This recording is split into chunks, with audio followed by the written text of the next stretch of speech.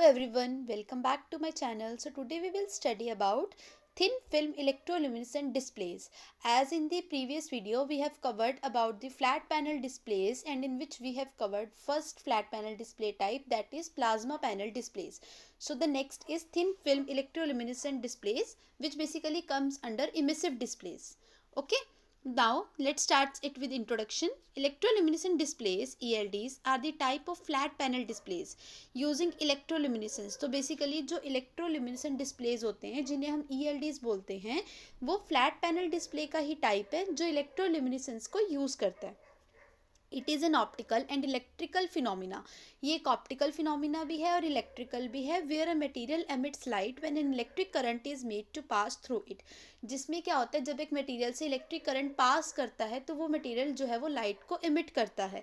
और the colour of the light emitted can be change by controlling the excitation of material. और जो भी light emit होती है, जिस भी कलर की लाइट इमिट होती है, उस कलर को बेसिकली आप चेंज कर सकते हो by controlling the excitation of material. मतलब अगर आप मटेरियल की जो एक्सिटेशन उसे कंट्रोल कर लेते हो, तो आप जिस भी कलर की लाइट इमिट हुई है उसको कलर को बेसिकली उसके चेंज कर सकते हो. तो इसके कंस्ट्रक्शन में क्या क्या होता है, flat opaque electrode strips running parallel to each other. Let's see in the diagram. इसमें क्या है, जो फ्लैट इलेक्ट्रोड स्ट्रिप्स लगी हुई हैं वो एक दूसरे के पैरेलल रन कर रही हैं.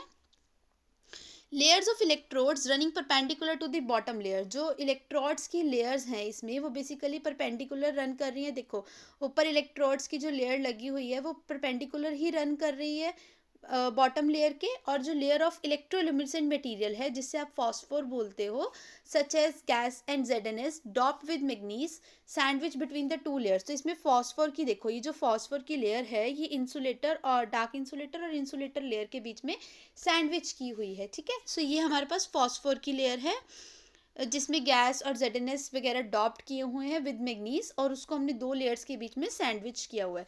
Eight each intersection the material emits light and creates a pixel. तो इसमें बेसिकली क्या होता है, हर इंटरसेक्शन पर लाइट जो है वो मटेरियल जो है वो लाइट हो जाता है और एक पिक्सल वहाँ पर क्रिएट होता है. क्योंकि जैसे ही लाइट एमिट हो जाएगी तो उस बेसिकली उस पॉइंट पे एक पिक्सल जो है वो क्रिएट हो जाएगा. सो इंसुलेटर लेयर प्रिवेंट्स आर्किंग. अब इसमें जो यहाँ पर इंसुलेटर लेयर लगी हुई है वो आर्किंग को प्रिवेंट करती है. तो आर्किंग इसमें एक बहुत इंपॉर्टेंट टर्म है. Let study what is arcing. Arcing refers to the electrical discharge. Arcing basically एक ऐसा इलेक्ट्रिकल डिस्चार्ज होता है that occurs when current jumps across a gap in the circuit. जो कब बेसिकली क्रिएट होता है, जब करंट जो है वो जंप कर जाता है गैप में. मतलब एक गैप, जब करंट एक गैप को जंप करता है तो वहाँ पर बेसिकली एक इलेक्ट्रिकल डिस्चार्ज हो जाता है. ठीक है. और इस फिनोमिना को हम विजिबली, ये स्पार्क होता है, आप इसे देख भी सकते हो. और फ्लैश ऑफ लाइट, जैसे एक छोटी सी फ्लैश ऑफ लाइट क्रिएट हो गई है, एक विजिबल स्पार्क जो आप देख सकते हो ऑफ लाइट क्रिएट हो जाता है. And can be dangerous if not properly controlled. और ये बहुत ज़्यादा डेंजरस भी हो सकता है अगर आपने इसे प्रॉपरली कंट्रोल नहीं किया. इसीलिए जो इंसुलेटर लेयर्स होती हैं वो टू कंडक्टिव लेयर्स के बीच में आर्किंग को प्रिवेंट करती हैं. ठीक है. सो आर्किंग बेसिकली क्या होता है, आर्किंग हमारे पास एक इलेक्ट्रिकल डिस्चार्ज होता है जो कब क्रिएट होता है, जब जो करंट है वो जंप कर जाता है सर्किट के अंदर.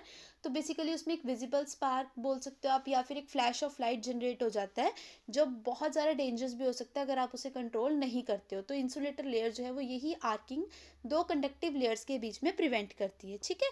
उसके बाद आते हैं transparent top layer to let light pass through it. जो ट्रांसपेरेंट टॉप लेयर होती है वो बेसिकली क्या करती है, वो इसके बीच में से लाइट को पास करने देती है कि लाइट जो है वो इजीली पास कर सके. Electroluminescent displays are very thin flexible panels that can be produce to any size और शेप.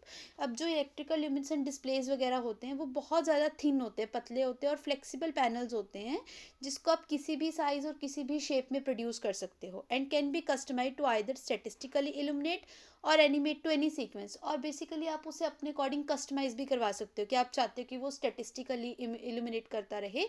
स्टैटिस्टिकली मतलब एक प्रॉपर इंटरवल के बाद इल्यूमिनेट होता रहे, या अपनी सीक्वेंस में आपको करवाना है तो आप अपनी मर्जी से उसको करवा सकते हो.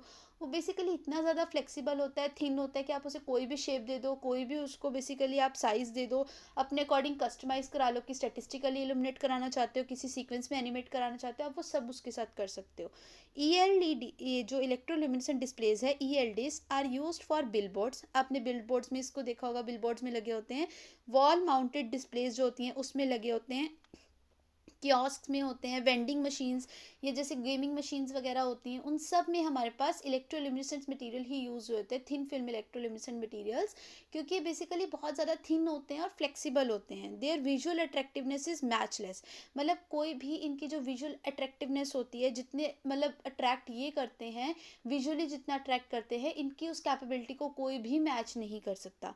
दे are highly affordable and easy to maintain, better than neon lightning, ये नियॉन लाइटनिंग से बेटर हैं, चीप भी होते हैं, बहुत ज़्यादा कॉस्टली नहीं होते, अफोर्डेबल होते हैं एंड ईजी टू मेंटेन है, इनको मेंटेन करना भी बहुत ईजी है।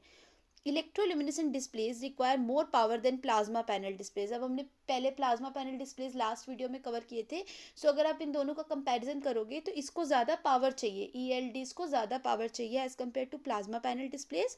और this technology is less suitable for colour and grey scale displays. अगर आपने कलर डिस्प्लेज करने हैं या ग्रे स्केल डिस्प्ले करने हैं तो उसके लिए ये लेस सुटेबल है, मतलब और भी अच्छी टेक्निक्स हो सकती हैं, उसके लिए ये थोड़ा लेस सुटेबल है। ठीक है, तो हमने क्या कवर किया ईएलडीज में कि ईएलडीज बेसिकली हमारे पास क्या है, एक फ्लैट पैनल डिस्प्लेज हैं, इलेक्ट्रोल्यूमिनेसेंस को यूज़ करते हैं। इसमें बेसिकली क्या होता है, एक ऑप्टिकल और इलेक्ट्रिकल फिनोमिना है जो लाइट को एमिट करता है जब इलेक्ट्रिक करंट उस मटेरियल से पास कर जाएगा। ठीक है, ये फ्लैट ओपेक इलेक्ट्रोड स्ट्रिप्स हैं जो वो पैरेलल रन कर रही हैं, लेयर ऑफ इलेक्ट्रोड्स ऊपर लगी हुई है जो perpendicular to the bottom layer हैं, एक इसमें फॉस्फोर की लेयर है जो गैस और जेडएनएस के साथ मैग्नीज की गई है, sandwich between the two layers, दो लेयर्स के बीच में उसको सैंडविच किया गया है। हर इंटरसेक्शन में मटेरियल लाइट होता है और एक पिक्सल जो है वो क्रिएट हो जाता है। इंसुलेटर लेयर्स जो है वो आर्किंग को प्रिवेंट करती हैं। आर्किंग एक ऐसा मैकेनिज्म है जिसमें बेसिकली क्या होता है कि इलेक्ट्रिकल डिस्चार्ज होता है जब करंट जंप कर जाता है सर्किट के अंदर गैप में, तो उस टाइम पे एक विजिबल स्पार्क या फ्लैश ऑफ लाइट हमें देखने को मिलता है, जो कि बहुत डेंजरस हो सकता है अगर आपने उसको पहले ही कंट्रोल नहीं किया। ठीक है, उसके बाद हमने इसका डायग्राम देखा था, और एक इसमें जो ट्रांसपेरेंट टॉप लेयर होती है वो लाइट को पास करवा देती है। ठीक है, ये बहुत ज़्यादा थिन फ्लेक्सिबल होते हैं, आप इसे कोई भी शेप कोई भी साइज़ दे सकते हो, और इसे आप स्टैटिस्टिकली इल्यूमिनेट कराना चाहते हो अपने अकॉर्डिंग कस्टमाइज़ करा सकते हो, और अगर आप इसे किसी भी सीक्वेंस में एनिमेट कराना चाहते हो वो भी कर सकते हो। इसे आप बिल बोर्ड्स में, वॉल माउंटेड डिस्प्लेज में, कियोस्क में, वेंडिंग मशीन्स में, गेमिंग मशीन्स वगैरह में ये यूज़ होते हैं। अफोर्डेबल होते हैं, ईजी टू मेंटेन होते हैं, और इनकी जो विजुअल अट्रैक्टिवनेस है वो बिल्कुल मैचलेस होती है। ठीक है, इनको ज़्यादा पावर चाहिए as compare to plasma panel displays में, और ये टेक्नोलॉजी कलर के लिए या ग्रे स्केल के लिए लेस सुटेबल है। कहने का मतलब यूज़ कर सकते हो बट बेटर ऑप्शंस अवेलेबल होंगे, इसीलिए ये लेस सुटेबल है। ठीक है, नाउ एडवांटेजेस इसकी क्या क्या है, एक तो इसकी लाइफ लॉन्ग है, एक कोई सर्किटरी, इसको एक्सटर्नल सर्किटरी कोई रिक्वायर्ड नहीं होता, वो ओवरहेड में आप काउंट कर सकते हो कि उसको कोई भी एक्सटर्नल सर्किट रिक्वायर्ड नहीं है। Can be manufacture into flat flexible panels में, नैरो स्ट्रिंग्स में एंड अदर स्मॉल शेप्स में, जैसे हमने ऑलरेडी इसको स्टडी किया है कि आप इसे कोई भी साइज एंड शेप में क्रिएट कर सकते हो, कस्टमाइज कर सकते हो। And can be made in water proof computer systems, जो आपके वाटर प्रूफ कंप्यूटर सिस्टम्स है आप उसमें भी इसे मेड कर सकते हो, इसे बना सकते हो, which are more durable and lightweight than LCDs and plasma screen, जो बेसिकली बहुत ज़्यादा ड्यूरेबल हैं, जिनकी शेल्फ लाइफ ज़्यादा है और लाइट वेट हैं एज़ कम्पेयर टू एलसीडीज या प्लाज्मा पैनल्स, तो आप बेसिकली इसे उसमें भी यूज़ कर सकते हो। एक